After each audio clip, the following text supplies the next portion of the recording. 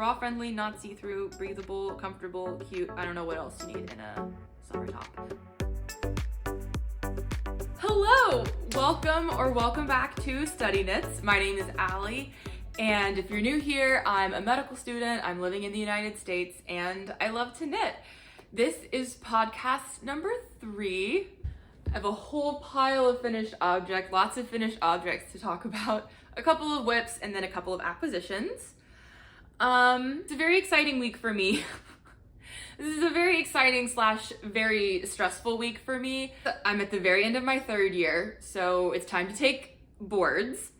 So I took step 2 on Monday, today's Thursday, and tomorrow on Friday, I take level 2, because I'm an osteopathic med student.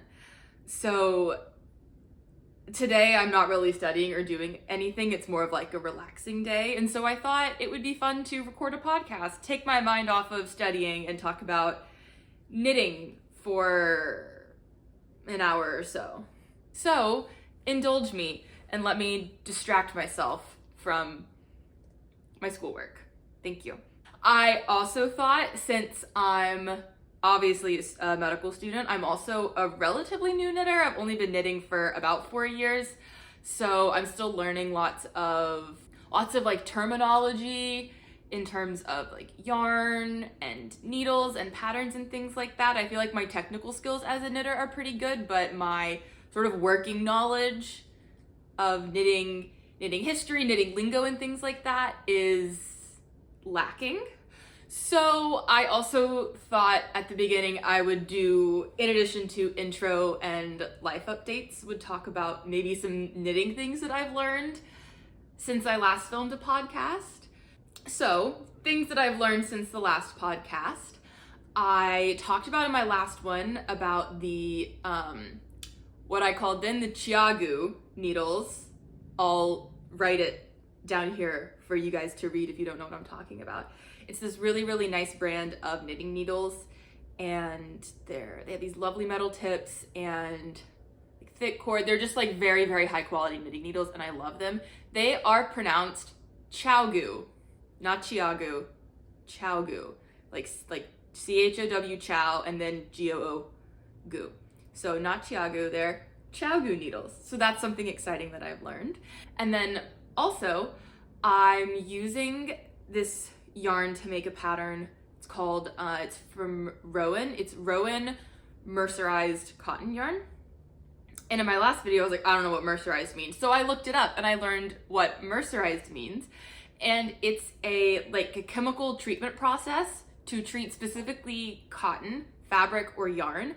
It basically rearranges the way that the cotton is organized. And it basically kind of strengthens up the cotton a little bit. It makes it shinier and it makes it kind of grab onto dye a little stronger. So mercerized cotton is a shinier yarn, and if it's dyed, it'll be a little bit brighter of a color than an unmercerized cotton, which I think is pretty interesting.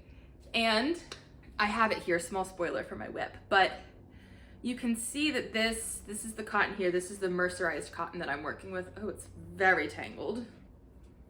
But you can see, especially with the light catching it, you can see it's shiny. It's not matte like the shirt that I'm wearing. It's shiny. So this is mercerized cotton. The more you know. I've been a very busy bee since the last podcast. I've been stress knitting because, as I've already talked about, I'm taking my boards this week. So lots of studying, but also lots of knitting. So I have 5 finished objects. I have a whole pile of finished objects. I have so many of them. And I have 2 whips that I'm working on and 2 acquisitions. So before we dive into that, I'll tell you about what I'm wearing. This is my Harvest tee by Ozetta. It's knit with Knitting for Olive merino in the color cream. I used almost exactly 4 skeins for this, which was very exciting. I have like a tiny little bit left, like maybe 2 grams left of it, which is very exciting. I love using up almost all of the yarn. I Absolutely love this top. It's one of my most worn items. I also made one for my mom last summer because she saw the one that I was wearing, and she hardly ever asks for specific knitted things. She saw me wearing it and she was like, I want that. She's like, I literally want exactly that. I want the exact same thing. So I made it for her. She picked out the color. It's also, hers is in a dark blue from Knitting for Olive. And spoiler alert, it's one of my whips this year too. I absolutely love this top. If I could own it in like every color that Knitting for Olive makes, I would, and I would get equal wear out of all of them. I absolutely love this top. Nothing but good things to say about this top, and I'll talk more about it when I get to my whip. So, and I'll start talking about my finished objects. Just dive right in. First up, starting on a bit of a downer, but this is my twist loop top by Other Loops. It's knit with Knitting for Olive merino in the color Cloud. This twist loop top, I made it. It was really fun to make. I loved making it. I love the texture. I love looking at it. It's just simply too big for me, which is my own fault. I'll insert some B-roll of myself wearing it. It's very cute. I like the way it looks. It's just definitely, you can tell up here it fits fine. It's just gaping here. I have about a 94 centimeter bust, which is usually like right on the edge between like a traditional medium and large. If you're reading a knitting pattern, you're trying to decide on a size. Most of the time it's like, you know, this one fits a bust of like 90 to 95 and this one fits like 95 to 100. So I'm usually right in between that cutoff. I really didn't want this top to be too tight when I made it. So I sized up. Instead of making a medium, which technically is what would have fit me, I made a large. And now I have the opposite problem. Now I'm sat here with a top that's much too big for me. It's so sad. It's also because this pattern is it's a knit 3 purl 2 rib pattern. So before it's blocked and finished, it's super shrunken up. It's really tight. So I really had no idea what it was gonna fit like until after I blocked it, which is truly, truly tragic. It also grew a lot vertically lengthwise when I finished it. I didn't want it to be as long as it was. I wanted it to be a little bit shorter. I know you're sitting there, you're wondering like, Allie, well, what are you gonna do about it? Are you gonna keep it? No, I'm gonna unravel it. I'm going to unravel it and I'm going to make a size smaller, which is just so sad, but I really like this top. I was so excited to wear it. I almost wore it out a couple of times, even though it was too big and looked kind of weird. That's how much I liked it. Another thing is that I have a little bit of like bigger shoulders, at least compared to the model in the photo. So with it, you can tell it's kind of narrow at the neck, a little tighter here and then cut out. That style doesn't necessarily flatter my body that well. It's not like my favorite style to wear. So, and then I tried this on and I was like, oh, it kind of does that, where it's tighter up here and then it goes, instead of kind of being a little bit more the same length, like a drop shoulder. I'm not making any sense. So when I remake this, I think what I'll do, okay, follow me here. So I think what I'll do is, instead of starting with just a few stitches up here, I'll start with more stitches out here to kind of bulk up the strap. And then where the increases are worked here, I'll just work less increases to compensate for it, which will make it of a bit more of a square shoulder and top. You know, in a couple of months when I remake this, you guys will see. But I'm hoping some of you kind of get what I'm talking about. I'm so sad about this. I'm really sad. It's completely my own fault.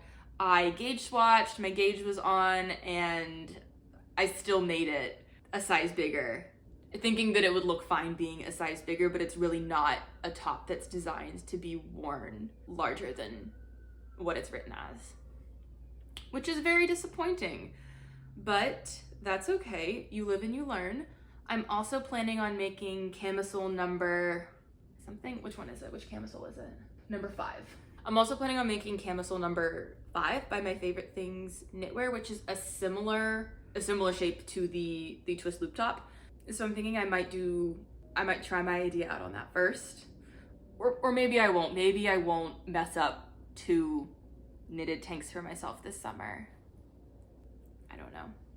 So I might try out that on camisole number 5, casting on more stitches than what is said here, and then making the increases less so that it's more straight up and down, drop shoulder.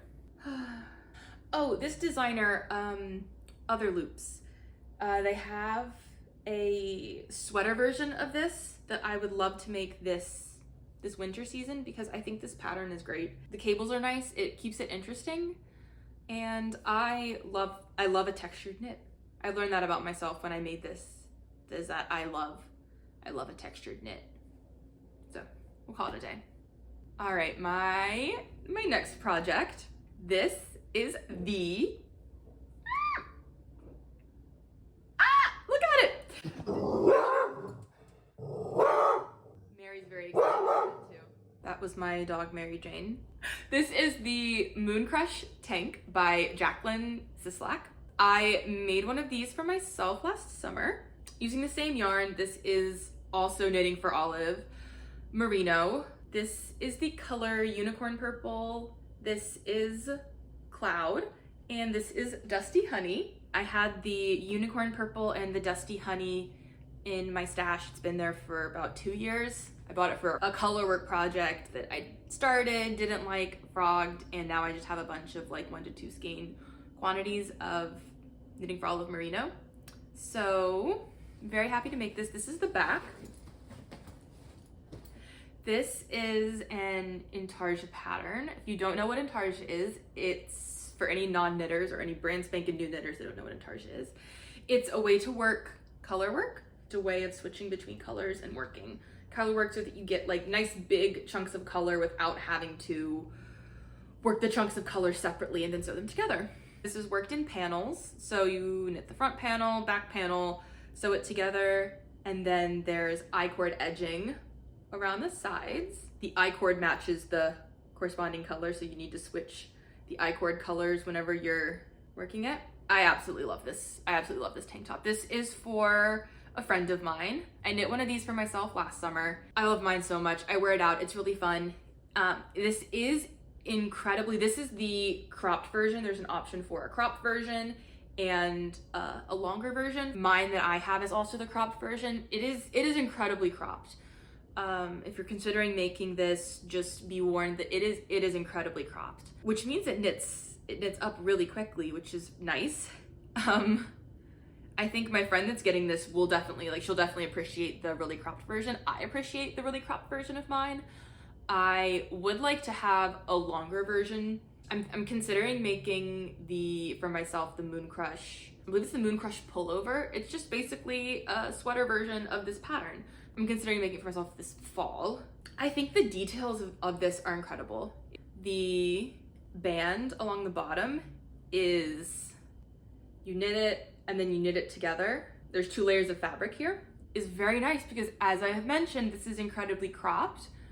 So when you wear it, it's nice to have the extra weight at the bottom to keep the top down. Like when I wear mine myself out and about, it never like flies up. If a gust comes, it doesn't it's not going all over the place basically. It sits where it's supposed to be and the top stays there, it stays in place because the bottom is so heavy, which is so nice, which is like such a nice touch. I love that about this top.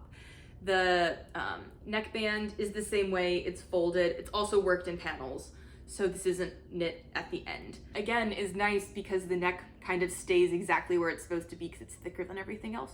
So when I wear this top, it doesn't shift at all. It stays exactly where it's supposed to be. I don't have to adjust it at all, which is so nice about putting something on and then not having to worry about it. I hate seaming, which is the sad thing about intarsia. You can't work intarsia in the round. And I hate seaming. It took me a couple of tries to seam this correctly. I feel like I'm decent at it. I'm not necessarily bad at it. I felt like a couple of them, they weren't lining up. It's worked in a chart and I was like, I know that they're the exact same length. I worked the same chart. I worked the right chart, and same with the seaming the shoulders, they didn't quite line up. But after a couple of tries, I got it to work, and I think it looks fine. And I blocked it, and all of the sort of imperfections of it blocked out, which is nice. Additionally, when working the I-cord edge, in the pattern they say to standard like pick up 1 stitch at every cast off stitch along this side, and then it says to pick up 1 stitch for every 2 rows along the vertical edge, which I did. I don't know if I did that on my mooncrush tank that I made for myself last year. I'm really bad at leaving notes for myself, either on Ravelry or on the patterns themselves. Notes for myself about things that I've done differently. So I have no idea if I followed those instructions for mine that I made, or if I followed them and then it also didn't work out. To the point, I knit it, it was so small. So small. I tried it on once I finished the first I-cord edge just to see, and it felt very small. This is a size too small for me, so it's not very representative when I tried it on for myself of what it was gonna look like, but I did the I-cord and the whole thing kind of shrunk, and it looked like it would be too small on a person this was size 4. So I went back and did it again, and I picked up on the vertical edge, I picked up 2 stitches for every 3 rows, and I did it on both sides, and I feel like it gives a little bit more, it looks a little more even. It doesn't look cinched at all. It definitely made the armholes, it definitely cinched them in a bit from before the I-cord edging was done to it. They were definitely a lot more gaping, and they're less gaping now. So I think for me, if I were to make it again, pick up 2 stitches for every 3 rows on the vertical edge. But other than that, I knit exactly to pattern. I absolutely love this top. It's so fun to make too. I love knitting like intarsia or patterns. I feel like, not that it makes it go by, not that it makes like the knitting go by faster, because that implies that like I don't want to get it over with. I enjoy the process.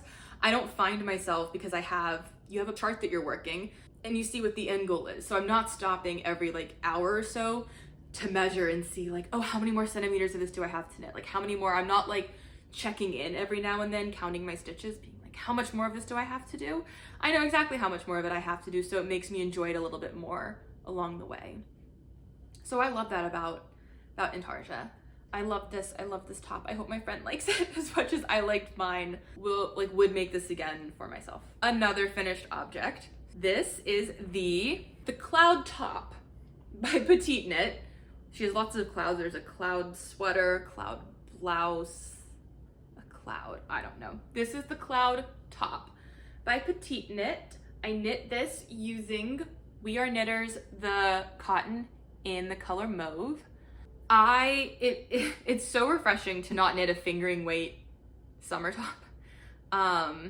For those of you that don't know, fingering weight is like one of the tiniest yarns that you can use. This is a fingering weight yarn.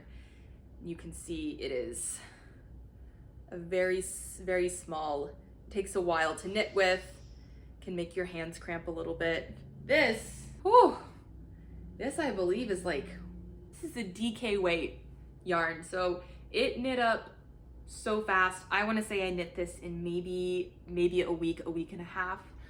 I was at the same time also working on the twist loop top. So this was not like a monogamous whip. It just knit up so fast. I talked about this in a little bit of my stash video that I made a couple months ago. I've had this yarn for quite some time. I bought it when I was a brand new knitter. I'd been knitting for less than a year.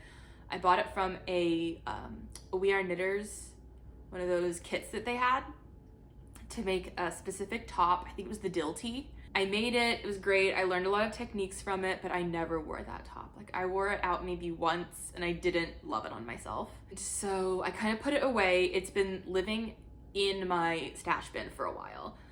And then on top of that, the leftover yarn from that top, one of my cats got into it. So it was this tangled mess. It's a plied yarn. So it was just tangled. It was terrible.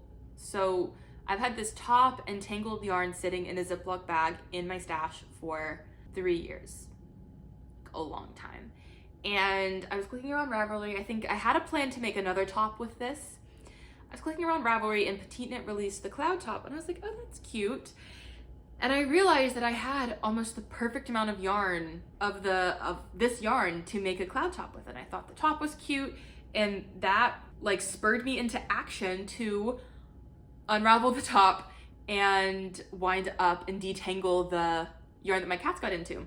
It was amazing. I'm so glad that I got to repurpose that yarn and make this top with it. And y'all, I love this top.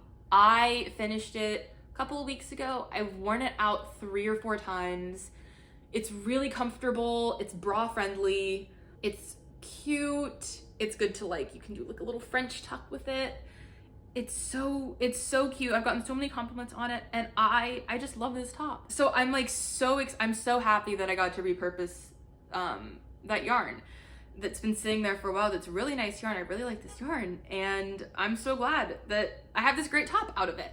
But it's, as you can see, it's all stockinette, and then the whole thing about all of the cloud, like the cloud sweater, the cloud blouse and everything, is that you have like a couple of rows of rib here before you work the rolled edge, which is kind of nice. It keeps them from like rolling a bit too much. If you ever knit like a rolled edge anything, it can just keep going and going. This, it kind of stops it. It's really nice. The sleeves are also the same. The sleeves and the collar, you pick the stitches up and then you work a couple of rows of stockinette, and then it also gives it more of like a controlled roll. I love the little shoulder details. There's a couple, I think it's like garter stitch or reverse stockinette. It's there. All in all, it's a very well-fitting top. It's not too tight of a gauge. It's still kind of, it's still breathable, but it's not see-through. So bra-friendly, not see-through, breathable, comfortable, cute. I don't know what else you need in a summer top. I'm so happy with this. I'm so happy I made it. This makes me kind of a little cloud sweater curious, I'll say, given how well this fits, how comfortable it is, how nice the edges and the details are. It makes me a little intrigued to make the cloud sweater or the cloud blouse, which are similar in structure to this. I don't know that I'll get around to it this year, but given how much I like this and the way it fits and everything and the details, I'm definitely more inclined to make the cloud sweater or the cloud blouse now. All in all, I mean, nothing really else to say about this. I'm very happy with this top. Lovely color. Call it a day. The cloud top. Not as exciting, not very, not as exciting. Actually, not summery at all, but definitely along the lines of stash busting. This is, surprise, this is an Oslo hat. Oslo hat mohair edition by Petite Knit. This is my, I believe, 12th Oslo hat that I've made. Having like an affair with the Oslo hat. I love them. I make them all the time. They're the easiest things in the world to make. So easy, so cute, so comfortable. This is knit with Filcolana Arwetta in Alaskan blue and soft silk mohair from Knitting for Olive in Dusty Dove blue. I made an Oslo sweater earlier in the year with this exact same yarn. I made it for a friend of mine. My college girlfriends and I, we do a little, we call it DIY Secret Santa in July, because a lot of us are crafty. I obviously knit. One of my friends makes beautiful stained glass. Another one of my friends does embroidery. So it's a very crafty friend group. So the past, I think this is the second year that we've done a DIY Secret Santa in July, where we pick names and then we make each other things. But it's nice that it's in July so that you're not stressing about other like holiday gifts for people at the same time while trying to finish a DIY thing. And then in July or August, you get a nice handmade gift from one of your best friends. What could be better? I don't know. So I've been slowly also making things for my college friends, just to give them something. I haven't made a lot of them something. So I'm slowly making them like nice knitted objects, besides the couple of them that got like the hats that I made when I first started knitting that like aren't good. Anyway, so I'm going through and making them all really nice things because they're very important to me. I love them. They're some of my best friends. They're like family. That's with the Strata top and the mooncrush tank are for one of my college girlfriends. So I decided to make my friend that got the Oslo sweater. I bought yarn for it and I was gonna make it for her. And then I pulled her name for Secret Santa in July when I'd already had the materials and I'd already cast it on, and I just randomly pulled her name for Secret Santa in July. So I was like, oh, what do I do? It's a winter sweater. It's not a summer sweater. It's not a summer top at all. So I just made it. I gave it to her early as her Secret Santa, and I told her I'll make you an accessory with the leftover yarn that I'll send to you in July that we can all open. You can open on Zoom when everybody else is opening their gifts. So this is that accessory. This is for her. It's the exact same yarn that I used for the Oslo sweater. Gorgeous, easy. I was really worried that I was not gonna have enough of the Filcolana Arwetta for this. Online, it said I was gonna be about maybe like 25, 50 grams short. I was like, I really don't wanna order another skein of it because that defeats kind of the purpose of the stash busting. So if you can tell, this is the Oslo hat, but you unfold it, right? So this entire like middle portion here will never see the light of day. I can cast on here. I did a provisional cast on here. As you can tell, I had enough yarn for it. So I cast on here, I did a provisional cast on. I worked the entire brim of the hat. So basically all the stuff would be starting outwards. And then I started back from the beginning of the hat, did a normal cast on, worked it as normal. And then I worked all of this part. And then all that was left to do was work this. So while I was working this, I was like, well, if I run out of yarn and I have to join another yarn that doesn't match, it's not gonna matter because nobody's gonna see it. But as you can tell, I didn't run out of yarn, so I just knit the whole thing, and then you can tell where I grafted it right there, but I just grafted the two sections together. I think that was a great plan. You would be able to see it executed a little better if I'd actually run out of yarn. Would definitely do it again. It was easy. It was the exact same as knitting a regular Oslo hat, except for just the grafting at the end, it was just good Kitchener stitch practice for me. So yeah, I would definitely do it again. If I was trying to use up some stashed yarn, didn't want to buy any more, and wanted to use the exact amount, but I saved the leftovers. I didn't put them in my scrap basket. I wanted to show you guys exactly how much of this yarn I have left. This is all that is left of my Filcolana Alaskan Blue. I mean, incredible. Like this is like the dream. All used up. Oslo hat mohair edition that will be going to my friend in sometime in July or August. My last finished object for today, a bit of a panic cast on, if you will. This might look like a Sophie scarf. It's not. This is the Ruby Beach headband by Rachel Kieselberg. This is also a free pattern on Ravelry, which is incredible. It is knit with Knitting for Olive Merino, surprise, in flamingo that was also in my stash. This wonderful, wonderful color that I love. Kind of gathers your hair in the back and then you tie it up like this. I made these a bit too, well, I didn't make them too long. I have a small head, smaller than average. So I should have made it a little shorter, but I didn't. So now these are just kind of hanging around.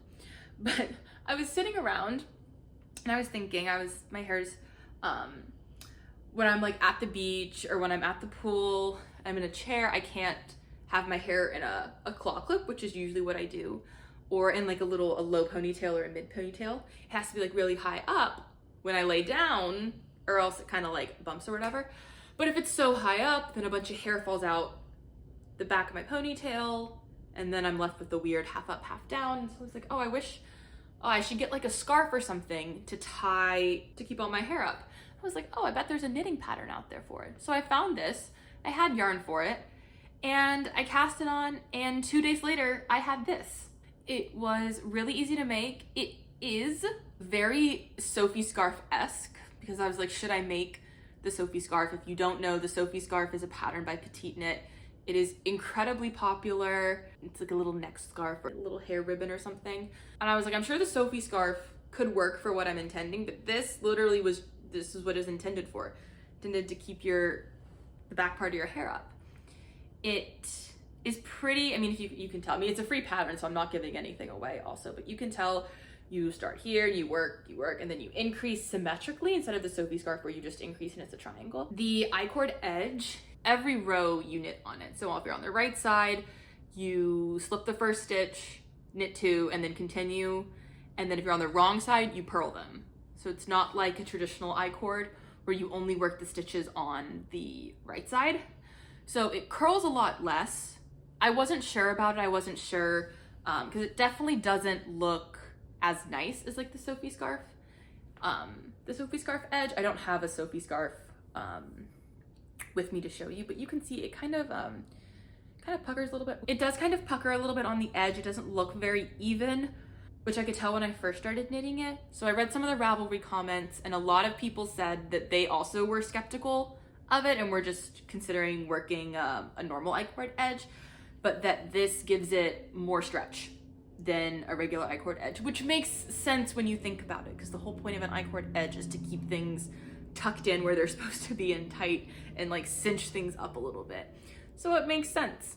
And it definitely does give it a lot of stretch. I've worn it twice to the pool to keep my hair up, and it's very useful and very cute.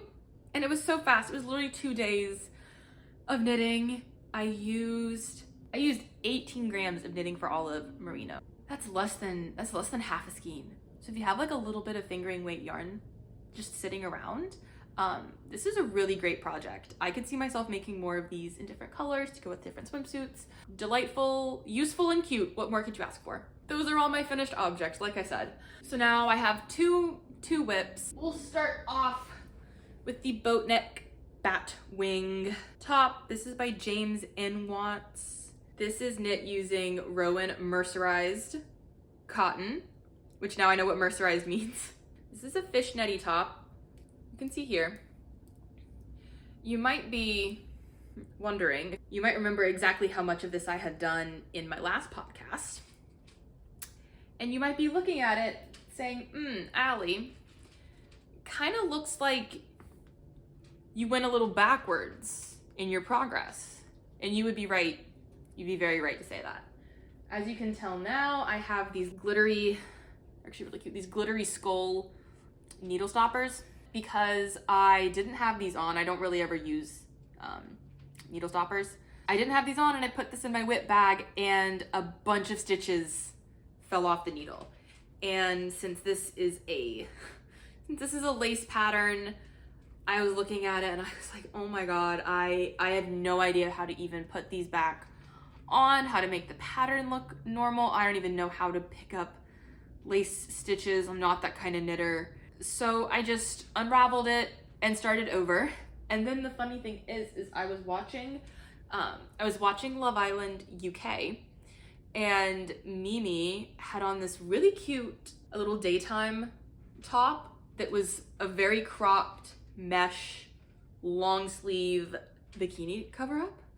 And I saw it and I was like, oh my God, I want that. And so at that point, I was actually casting on again for the boat neck batwing top when I saw her wearing that, and I was like, whoa, should I just rethink this whole thing?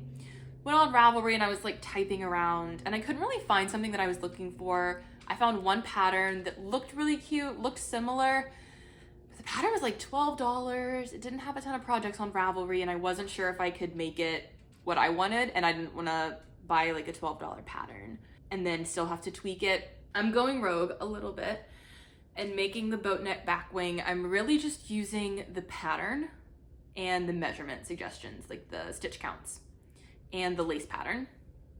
So basically what I've done, the boat neck batwing basically kind of funnels. It's very tight around the waist, and then you work increases so then it's wider at the shoulders. So what I've done is I've skipped the increases. I just cast on the number of stitches for my size.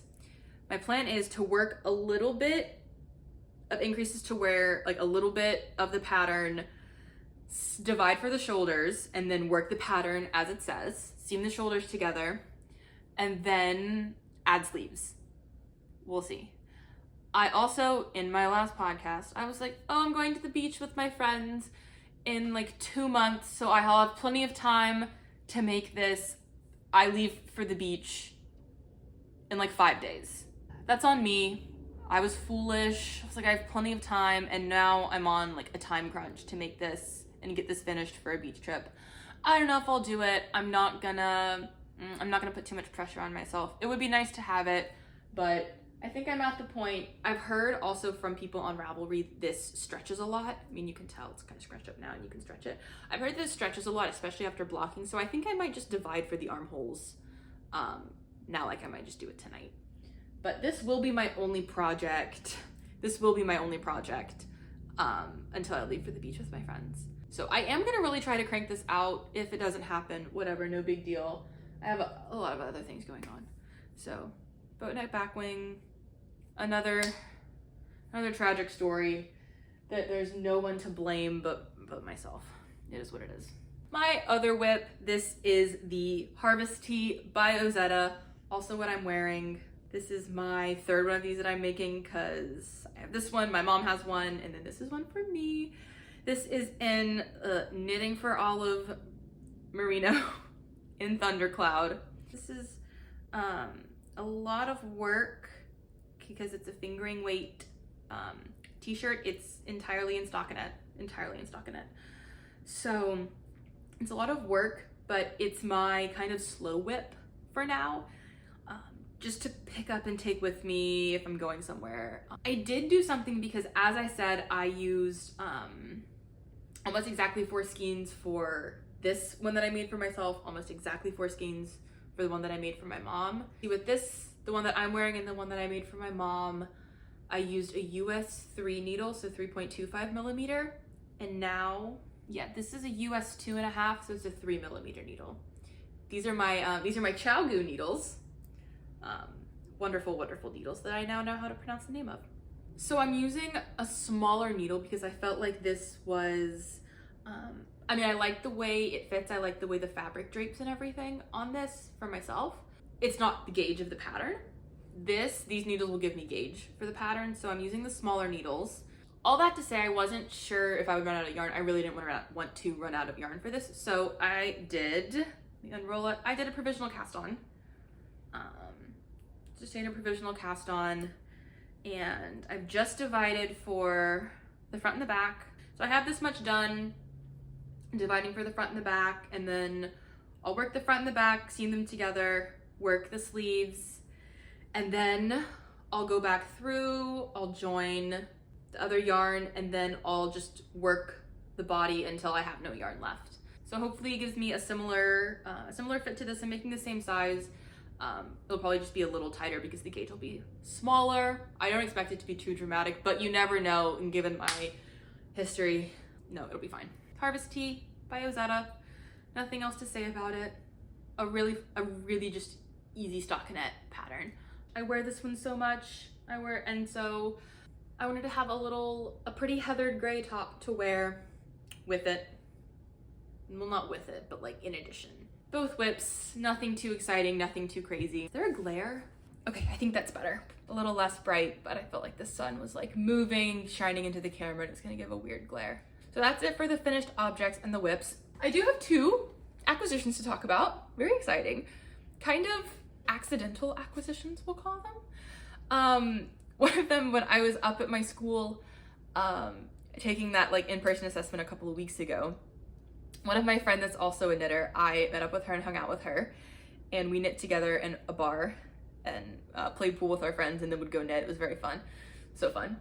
She gave me this yarn. She bought this whole, knits so many socks. She like cranks out socks. It's incredible. She bought this whole set of yarn from Knit Picks, and she was like, I don't need all of them. She's like, I don't want all of them. She was like, do you want one? I was like, sure.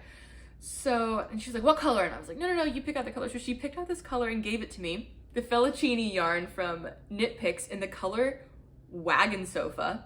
Honestly, like, I love the colors. She picked them out so well. They're so me. It's a self-striping yarn, and I don't know if you can see, is the light catching it a little bit? It's gorgeous. It's a mix of like these creamy oranges and these bright oranges and browns and purples and pinks, and I love purples and orange and browns, and there's a little bit of white in there too, so these are so fun. I'm gonna make some socks with these for myself in the probably the winter time, maybe early 2025. But yeah, such a fun like accidental acquisition, and I'm so excited to have them because I'm sure she'll be really proud of me making socks out of them, because she, like I said, knit so many socks, and before I was a sock girly, she kept trying to make me a sock girl. Thank you. Another acquisition. This is from Surella Yarn. This is their Classic DK. This This is the color Ivy from their Taylor Swift collection from like earlier this year. No, from last year, I think. She did a whole Taylor Swift collection. Gorgeous yarn based on like albums and songs. And it's a good and a bad thing because, as you all know, I'm a student. I don't have a ton of money.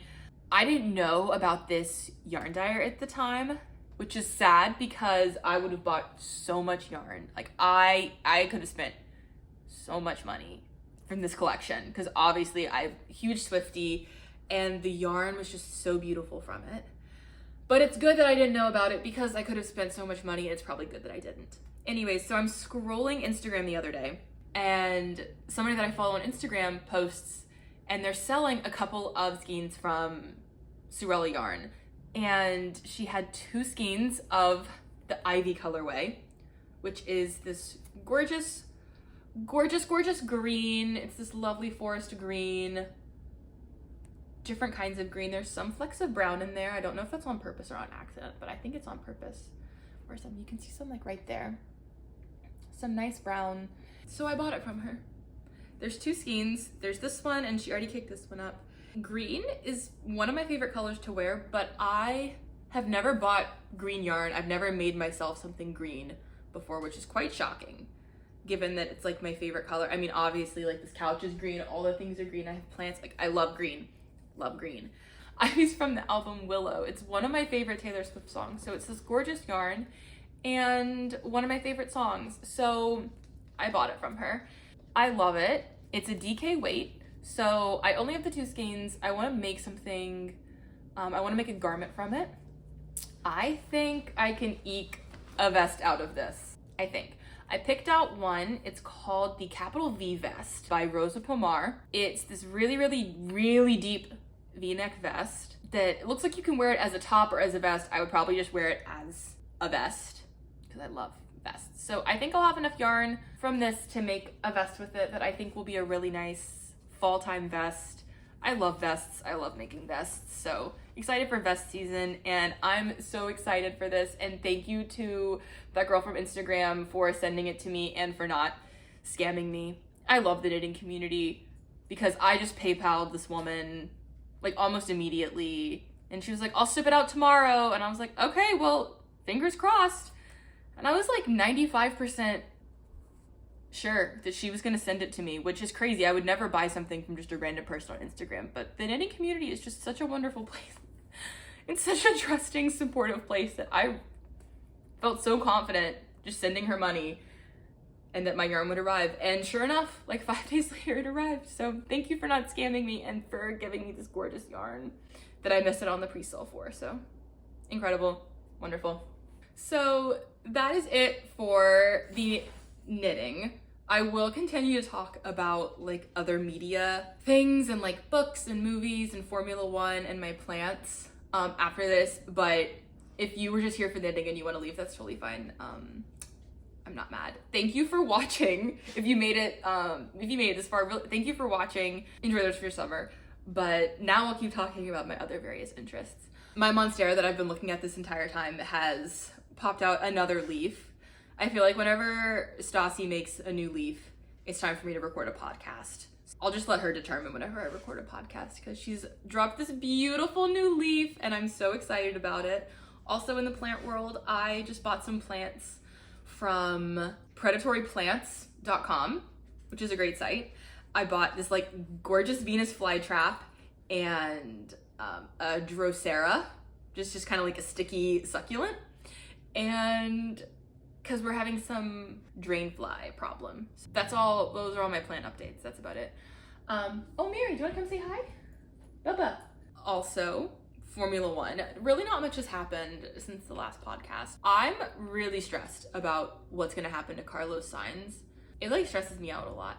I really, really hope he ends up at Williams. I mean, I think he deserves a good seat. He deserves like the Mercedes seat, the Red Bull seat, but he obviously didn't get the Red Bull seat. I don't know what's up with that. Speaking of the Red Bull seat, I would have put so much money down at the beginning, so much money, that this was going to be Checo's last season. I was absolutely floored when he resigned. I was so shocked. You have no idea. I truly, in the depths of my soul, believed that it was going to be his last season in Formula One, especially his last season at Red Bull, and then they just re-signed him. I was so surprised. But yeah, I feel like Carlos is deserving of a really good seat, but it's just not going to be in his cards. So I really, really hope he goes to Williams, because Williams is one of my favorite teams, a very underrated team. And Carlos Sainz is one of my favorite drivers. And do you know who my other favorite driver is? It's Alex Albon. So if Carlos Sainz, Alex Albon, James Vowles at Williams, I will become the biggest Williams fan in the world. You have no idea. So that's kind of what I hope for him. I think he is deserving of a better seat, but selfishly I want him to go to Williams so that I could have like this dream team in my mind. The Canadian Grand Prix was excellent. Spanish Grand Prix is this weekend. I was kind of hoping Carlos would announce something for his home Grand Prix, like where he's going, but I'm waiting for the pot to get stirred. So we'll see. We'll see what's up with that. Moving away from sports, I just finished Bridgerton also this week. I don't want to spend too much time on this. I don't really want to, I feel like I'm like preaching to the choir, because I feel like we're all on the same page about it. It was disappointing. It was sad. I finished it on Sunday, the day before I took step 2, and it was stressing me out more than step 2. It was nice to take my mind off of it, right? I was like so stressed about step 2, and then all of a sudden I was watching Bridgerton and I was stressed about that. I was like, they've just ruined what should have been a beautiful, beautiful season, and they've ruined it. It was so sad. So I don't want to spend too much time on it. I think we all feel the same way. I hope they can get their act together before they make season 4. Lots of, I mean, I feel like good cinema and good like media to consume is a lot of like show don't tell, but they did so much telling. It was just a lot of Colin and Penelope being like, oh, we're such good friends, you know, I love you, all this stuff. But I was like, I honestly don't believe it. All of the interactions with them, like the first 2 seasons that I was thinking about it, it was just like her awkwardly walking up to him and then them having like a 1-minute conversation. I was like, I don't know. I'm not gonna dwell on it. I've thought a lot about it in the past like week, and it's just upsetting. It's just unfortunate.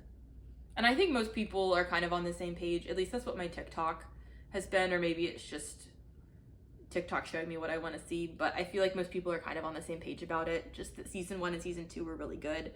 Had really good love stories. Season 2, I was ready. Like, my whole month was going to be ruined if it didn't turn out the way that it was going to turn out. Like, you know what I mean? I was ready. My life was going to be in shambles. Also, speaking of things ending weirdly and stressing me out, I am a big Bravo person. My plant's name is Stassi, so I love Vanderpump Rules. I just finished Vanderpump Rules. I just finished it yesterday, the most recent season. My roommates and I watched it together last year, and then now I'm here with my boyfriend, and he likes reality TV, but he's not a big Bravo girl, so we don't watch Bravo stuff together, at least not yet. I'm working on it. So I just finished it yesterday. It was a weird ending. I feel like, so if you haven't finished season 11, these are spoilers for season 11, so just skip ahead. It's the last season. It's gotta be the last season, right? Right? I think season 10 was supposed to be the last season, but then Scandival happened, and then they couldn't just end on Scandival. It kind of revived, like at least I thought that it revived the show, but then this whole season was just kept being about Scandival and kept beating a dead horse, and I was like, can we move on? Can we talk about something else? And then the ending was just weird, and it seems like they aren't really on the same page. The whole cast isn't on the same page. It's very much like Katie and Ariana like going off and living their best lives, which I'm such a fan of, and then Lala clinging to the show, and James and Schwartz just kind of like being there trying to have a good time, and then just Sheena doing whatever. But it was just kind of sad to see, and I don't know, like, maybe not hot take, but like unpopular opinion, I've always been a Lala fan. I love Lala. I think she doesn't really ever miss. She's pretty spot on most of the time. I don't know, I'm on Lala's side here. Not completely on Lala's side. Her whole like ending argument about how she doesn't feel like people are authentic and they aren't filming for the show anymore. And I get where she's coming from, because the show is her livelihood, and it doesn't seem like anybody else is like really working for the show as much, right? You have Katie and Ariana like living their lives, and Schwartz doing like whatever, I don't know, with his like 2 brain cells, bless his heart. And I think her point about how like when she was done dirty by Rand, and she was going through, and then she was going through the custody battle on top of that and everything, and going through that breakup and everything, she really didn't get any sympathy from anybody. All she got was like, oh, well, what did you expect? He wasn't a great guy. Everybody knew he wasn't a great guy. Like, what did you expect? What did you expect? She got grilled about it. She didn't get a break from it. I don't think she's mad about Ariana getting all these brand deals and coming on Dancing with the Stars, being on Broadway, hosting Love Island US. I don't think she's mad about that. Sheena's jealous about all of that. We all know that. We all know that Sheena just wants to be like the Sheena show, and she never gets her moment, whatever. I don't like Sheena, I'm sorry. I never have. But I don't think Lala's mad about all that. I think she's just mad that Ariana's getting all this sympathy, and Ariana gets to not film, and she gets to, you know, walk away from filming, and she gets to make all these kind of, not like demands, because they're not demands. She's protecting herself and she's protecting her well-being, which I completely understand. And I think it's great that she's able to do that and she's able to walk away from the filming, but I understand Lala's frustration in that Lala didn't get to do any of that. Lala didn't get really any sympathy from people. She just got like, well, what did you expect? And in addition to going through a breakup, she's going through the custody battle, which I guess is still ongoing. I don't know. But I understand she doesn't want like fame. She doesn't want brand deals. She doesn't want anything from it. She wants like sympathy. She wants her friends to be like, I'm sorry you're going through a hard time. You know, we can take a break filming. And I think she was also very vulnerable in a lot of parts of the show.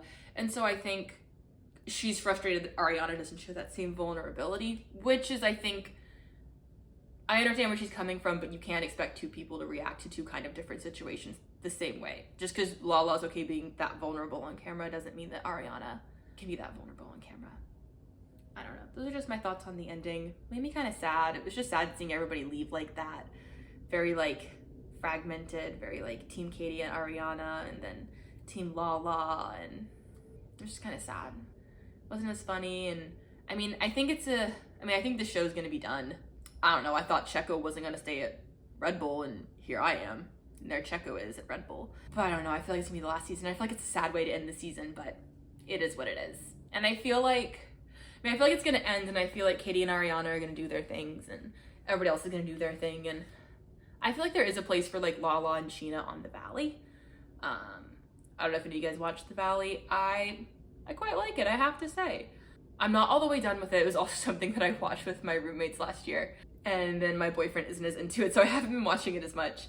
But I mean, I feel like they can go to The Valley. The Valley's all right.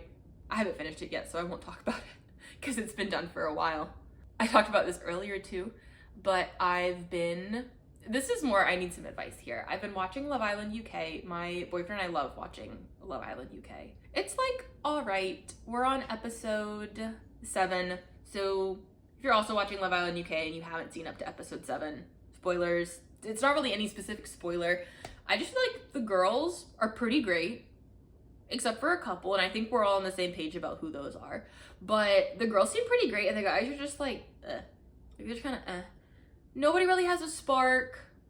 There's like maybe one couple that kind of has a spark, but I can't tell if it's like forced or not because they're trying to be like now like the only couple. But we're like a weekend and there's not really like a big spark, and there's not really a big like a couple that I think is cute that I can get behind. So it's disappointing. And I've seen on TikTok that Love Island US is better this season than Love Island UK. So if you're, I don't know, let me know if I should jump ship and watch Love Island US, because I know that Ariana from Vanderpump Rules is hosting Love Island US, so it might be interesting to see. Just let me know. Love Island UK, it's not really doing it for me in terms of the plot, but I love listening to all the British expressions. I think they're so fun. They're so funny. That's why I watch Love Island UK, is just to pick up on some new expressions, and I love it, and it's so fun. I haven't talked about this before, because I'm not really, I mean, it goes in the media category. I'm not a massive reader myself, mostly because it's just not what I love to do in my free time. I like reading sometimes, but I would just, if I'm being honest, I'd rather watch TV and knit than read or listen to an audiobook or something. But my friends and I are doing a book club. This is the third book now that we're reading. Last month we read The Paris Apartment by Lucy Foley. It was good. I liked it. I thought it was, I didn't see the twist coming at the end, which always makes me happy because I love reading a book and trying to figure out what the twist is and trying to figure out what happens at the end. So I liked that I was surprised by this. I don't know, I thought it was a good book, not necessarily the best, like, well written, but it was captivating from the beginning until the end, and times where I felt like they were losing me with the plot and I was getting a little bored. Something would happen and it would pull me back in. So I felt like I was intrigued the whole time and I was interested in the plot the whole time, which is a big thing for me because if I get a little bored with the book, I'm like, I'm done. I'm out immediately. But this month we're reading Bunny by Mona Awad. I'm maybe 2-3 chapters into it. It's pretty good. It's pretty good so far. We'll see how it goes. If you've read it, let me know if you like it. But one of my friends picked it out for our book club book and I didn't know anything about it. So maybe next podcast when I finish it, I'll let you guys know how it ends. Not how it ends, but like my ending thoughts on it. But so far I like it. I'm like a little nervous because I don't know where the plot's going. It's about some like poetry grad students, some poetry or literature grad students, and this kind of like clique that they formed. And one girl that's not part of the clique that I'm guessing becomes part of the clique, but I don't know yet. I don't know where it goes. So I'm like a little nervous because I really don't know anything about it. I just started reading it because it was suggested, which was kind of fun, like not really reading the back or not really like researching it, because for the last book club I suggested The Paris Apartment. Honestly, between us, the only reason I suggested The Paris Apartment is because somebody told me it was good and Surella Yarn did their book club dye collection and The Paris Apartment was one of them, and it was my favorite color from the whole collection. And so I was like, oh, this book looks good. And I did a quick Google and then somebody told me they liked it. And then I suggested it for all of my friends to read. And it was good, to be fair, it was good. But I did know about it, a decent amount about it before I started reading it. And this other book, I truly have no idea what it's about, Bunny, but we'll see. I think that's it. I feel like I've talked long enough. If you made it all the way to the end, thank you so much for watching. I really appreciate it. These are just like really fun for me to make. Obviously, it's a nice stress relief. And I've been talking for like an hour maybe, and I haven't really thought about my boards that much. Mary Jane has come to say goodbye too. Thank you for only barking twice. Bye, thanks for watching. See you next time.